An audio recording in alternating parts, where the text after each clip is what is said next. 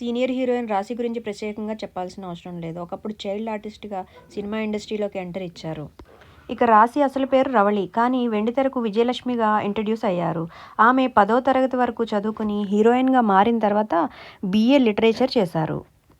రాశి మొట్టమొదటిసారిగా చైల్డ్ ఆర్టిస్ట్‌గా 'రావు గారి ఇల్లు', 'బాలగోపాలుడు', 'చెట్టు కింద ప్లీడరు', 'ఆదిత్య 369', 'పల్నాటి పౌరుషం' సినిమాల్లో యాక్ట్ చేశారు.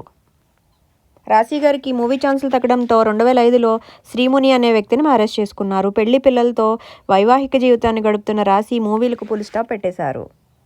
అయితే ఇటీవల కాలంలో పలు ఇంటర్వ్యూలు ఇస్తూ వస్తున్న రాశి తన కెరీర్ ఇలా అవడానికి ఓ సినిమా మాత్రమే కారణం అంటూ చెప్పుకొచ్చారు రాశి.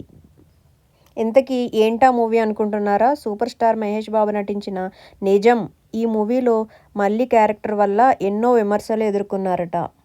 గోపీచంద్తో పరిమితికి మించి రొమాంటిక్ సీన్ల యాక్ట్ చేయడంతో నా మూవీ కెరియర్ నాశనం అయింది అంటూ నా కొంప ముంచుకొచ్చిందంటూ చెప్పుకొచ్చారు రాశి.